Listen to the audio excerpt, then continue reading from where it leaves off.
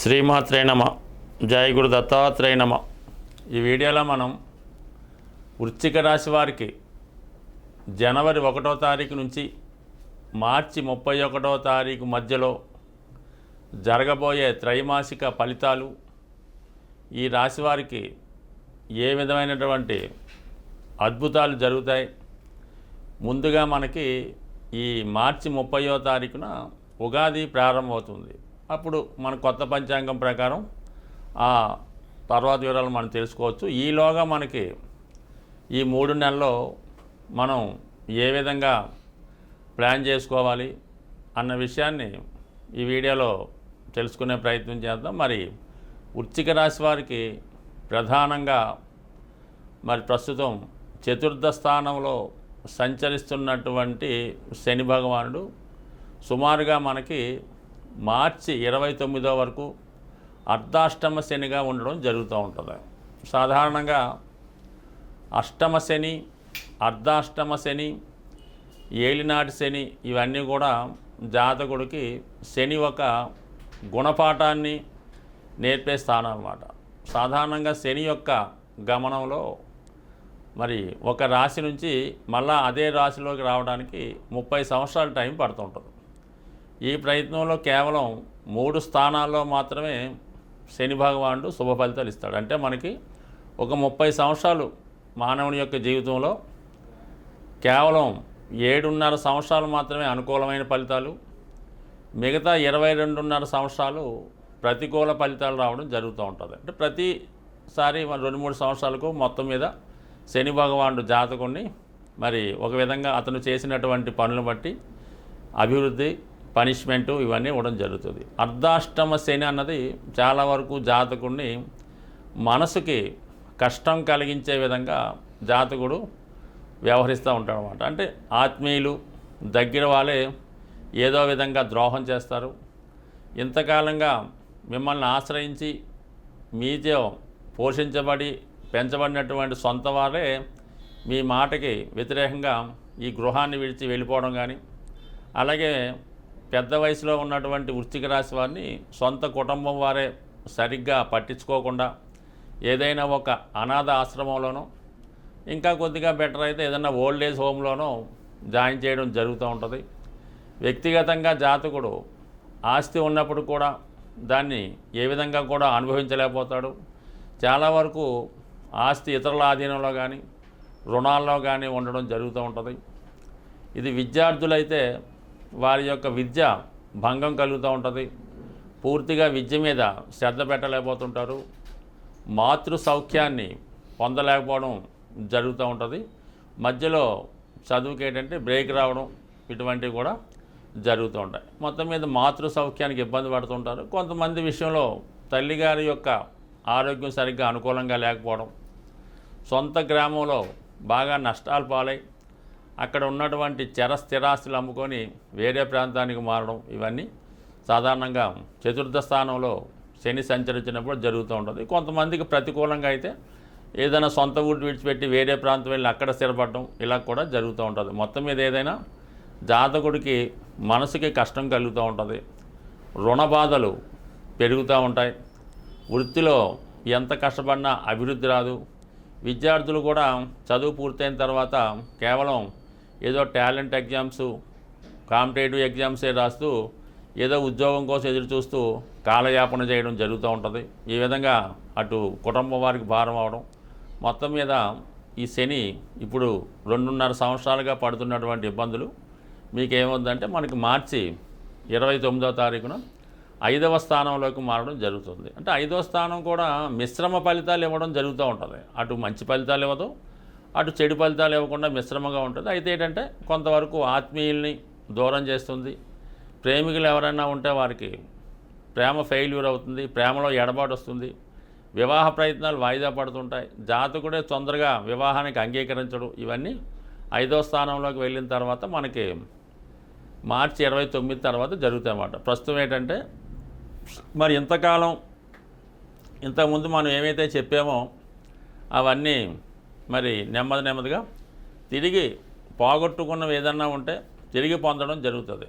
అంటే మనకేదో తల్లి ప్రేమ పోగొట్టుకుని ఉన్నా, స్థిరాస్తి పోగొట్టుకున్న తిరిగి దాన్ని సంపాదిస్తారు.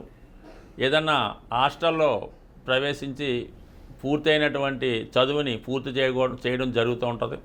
సో ఏదైనా శని వెళ్ళిపోయే ముందు మంచి చేసే విధంగా కొంతవరకు మరి కొంత నష్టాన్ని మీకు పూడ్చుకోవడం జరుగుతుంది. వృత్తిలో ఒక ఏంటంటే స్థిరత్వాన్ని కూడా ఇవ్వడం జరుగుతూ ఉంటుంది. ఓవరాల్గా ఏంటంటే కొంతవరకు చెప్పాలంటే ఈ 3 నెలల్లో జాతకుడు చాలా వరకు తిరిగి పోగొట్టుకున్నవి సంపాదించడం, వృత్తిలో కొంతవరకు స్థిరపడడం, అప్పుడు ఏమవుతుందంటే కొంత వివాహానికి రెడీగా ఉండడం జరుగుతుంది. ఏదైనా ఒక ఉద్యోగం వచ్చి స్థిరపడడం వల్ల కొంతవరకు మరి ఏప్రిల్ నెల నుంచి జాతకుడు పెళ్లి ప్రయత్నాలు చేసే ప్రయత్నం చేస్తాడు. అప్పుడున్న కష్టాలు వేరుగా ఉంటాయి. ప్రస్తుతానికి మాత్రం ఏదన్నా కొద్దిగా త్వరలో జాతకుడు వృత్తిరీత్యా స్థిరపడడం, ఒక పోగొట్టుకున్న ఆస్తిని తిరిగి సంపాదించే విధంగా కొంత సహాయపడడం జరుగుతూ ఉంటుంది.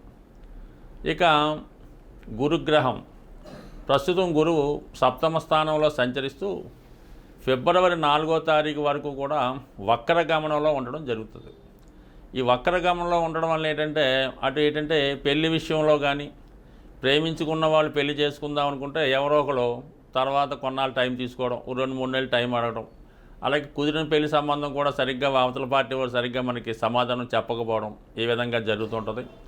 అలాగే ఏదైనా మీరు ధన ప్రయత్నం చేస్తూ ఉంటే మరి ఆ ధన ప్రయత్నం వచ్చినట్టే ఉంటుంది, చివరి నిమిషంలో వాయిదా పడడం జరుగుతుంది. అంటే ఏది కూడా అటు ఆర్థిక సంబంధించిన విషయాలు, పెళ్లికి సంబంధించిన విషయాలు, అలాగే సంతానానికి సంబంధించినవి కూడా చాలా వరకు ఎలా ఉంటుందంటే ఏదో ప్రెగ్నెన్సీ కోసం ఎదురు చూస్తూ ఉంటారు, ఇలా కన్సీవ్ అవ్వడం జరుగుతూ ఉంటుంది, మళ్ళీ ఎంబటనే మిస్కేరేజ్ అవ్వడం కూడా జరుగుతూ ఉంటుంది. అంటే ఇప్పుడు ఈ విధంగా అన్సర్టన్గా ప్రతిదీ కూడా గురువు వక్ర గమనంలో ఉండడం వల్ల జరుగుతూ ఉంటుంది. కొంతవరకు గత జన్మ ఫలితాన్ని ఈ జన్మలో అనుభవించవలసి ఉంటుంది. మరి ప్రస్తుతం ఏంటంటే ఈ ఫిబ్రవరి 4వ తారీఖు నుంచి గురువు రుజుమార్గంలోకి రావడం వల్ల కంపల్సరీగా జాతకుడి యొక్క ప్రయత్నాలు అటు సంతాన సంబంధించిన విషయాల్లోనూ, పెళ్లికి సంబంధించిన విషయాల్లోనూ, ఆర్థిక సంబంధించిన విషయాల్లో కూడా చాలా అనుకూలత ఉంటుంది. అంటే సప్తమం వెరీ కీలకమైనది మాట. సప్తమ స్థానం అటు చతుర్థానికి చతుర్థం అవుతుండడం వల్ల అది స్థిరాస్తి విషయాలు, గృహ విషయాలు, విద్యా విషయాలు పనిచేస్తాయి. దశమాతు దశమ అవటం వల్ల ఉద్యోగ సంబంధించిన విషయాలు ఇవన్నీ కూడా అనుకూలిస్తాయి. అందుకనే సప్తమం వివాహ వ్యవస్థ బాగుంటే, ఒక జాతకుడి యొక్క వివాహం అనుకూలంగా ఉంది, భార్యాభర్తలు అన్యోన్యంగా ఉన్నారు, పెళ్ళైన ఎంబటనే సంతానం కలిగింది అనుకున్నప్పుడు ఖచ్చితంగా వాళ్ళ జీవితంలో అటు సొంత గృహం ఏర్పడుతుంది, ఉద్యోగంలో అభివృద్ధి ఉంటుంది. మొత్తం ఓవరాల్గా లగ్నం విషయంలో కూడా అనుకూలంగా ఉండడం వల్ల సప్తమం కీలకమైనమాట. జీవితంలో పుట్టుక తర్వాత మళ్ళీ ఇంపార్టెంట్ అయిన ఈవెంట్ జాతకుడి విషయంలో వివాహం అన్నది. అందుకని వివాహం తర్వాత చాలా జీవితాలు అదృష్టంగాను దురదృష్టంగాను మారడం జరుగుతూ ఉంటుంది. కాబట్టి చాలా వరకు వివాహం విషయంలో మాత్రం చాలా ఇంపార్టెంట్గా జాతకాలు కలిసే విధంగా పెళ్లి చేసుకుంటే చాలా ఉత్తమోత్తమంగా ఉంటుంది. ఏమాత్రం వివాహ విషయంలో తొందరపడినా, పొరపాటు జరిగినా చాలా వరకు ఆ వివాహ విషయంలో ఇబ్బంది పడి తర్వాత జాతకుడు అటు స్థిరాస్తి విషయంలో సెటిల్ అవ్వలేకపోతుంటాడు, అటు ఉద్యోగ విషయంలో కూడా సెటిల్ అవ్వలేకపోతుంటాడు, అటు ఉద్యోగాలు పోగొట్టుకోవడం కూడా చాలా సందర్భాల్లో ఈ వివాహం ఫెయిల్ అయిన తర్వాత మనకు కనబడుతూ ఉంటుంది. ఇక ముఖ్యంగా కుజగ్రహం రాష్ట్రాధిపతిగా ఉన్నటువంటి కుజుడు భాగ్యస్థాన సంచారంలో వక్రగమనంలో ఉండడం వల్ల జాతకుడికి ఏంటంటే కొద్దిగా మన యొక్క సాంప్రదాయాల మీద, సంస్కృతి మీద వ్యతిరేక భావం కలుగుతూ ఉంటుంది.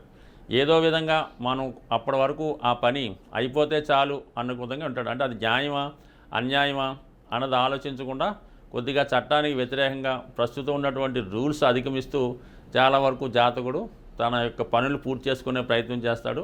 కొన్ని సందర్భాల్లో జాతకుడు ఒక విధమైనటువంటి చెడు అలవాట్లకు కూడా బానిస అయ్యే అవకాశం ఉంటుంది. అంటే లగ్నాధిపతి నీచలో ఉన్నప్పుడు జాతకుడు స్నేహితుల ప్రభావంలో, సంఘం సొసైటీ ప్రభావం వల్ల మద్యానికి అలవాటు పడటం కానీ, ఇతరుల ఆస్తి మీద, ఇతరుల యొక్క స్థిరాస్తి మీద వ్యామోహం పెంచుకోవడం, అక్రమ సంబంధాలు పెట్టుకోవడం లాంటి వ్యవహారాలు జాతకుడు చేస్తూ ఉంటాడు. ఇది ఇంచుమించుగా మనకి జనవరి 21 వరకు మరి కుజుడు నీచపడి ఉండడం వల్ల ఈ విధంగా జరుగుతుంది. దాని తర్వాత జనవరి 21 తర్వాత కుజుడు మళ్ళీ అష్టమ స్థానంలోకి వెళ్ళి వక్రగమనంతో కొంతకాలం సంచరించి మళ్ళా ఇంచుమించుగా మనకి ఏప్రిల్ 2వ తారీఖున కర్కాటకంలో ప్రవేశించడం జరుగుతూ ఉంటుంది. ఏదైనా మరి అష్టమ స్థానంలో జనవరి 21 తర్వాత ప్రవేశించిన కుజుడు కూడా చాలా వరకు జాతకుడు ఏదైనా ఒక ఇబ్బందుల్లో ఇరుక్కోవడం కానీ, కొద్దిపాటి ప్రమాదాల్లో చికాకులో ఎదుర్కోవడం కానీ, ఏదైనా వాహన ప్రమాదం లాంటివి కానీ, సడన్గా ఆపరేషన్ లాంటివి కానీ జరిగే సూచనలు ఉంటాయి. బట్ ఏదైనా లగ్నాధిపతిగా మిమ్మల్ని సేవ్ చేయడం జరుగుతూ ఉంటుంది. దీర్ఘకాలిక అనారోగ్యం లాంటిది ఏమైనా ఉంటే సర్జరీ లాంటిది జరగడం, దాని నుంచి కోలుకోవడం జరుగుతుంటుంది. కాబట్టి ముందు టెన్షన్ పడినా తర్వాత ఇబ్బంది పడక్కర్లేదు. బట్ ఏదైనా ఈ రాశివారు శనిగ్రహ అనుగ్రహం కోసం నిరంతరం శివుని ఆరాధన, విష్ణు సహస్రనామ పారాయణ, ప్రతీ నెల ఒకసారి శివునికి రుద్రాభిషేకం చేసుకోవడం వల్ల, ప్రతి సోమవారం శివాలయ దర్శనం వల్ల జాతకుడు ఎటువంటి ఇబ్బందుల నుంచైనా బయటపడే అవకాశం ఉంటుంది. స్వస్తి.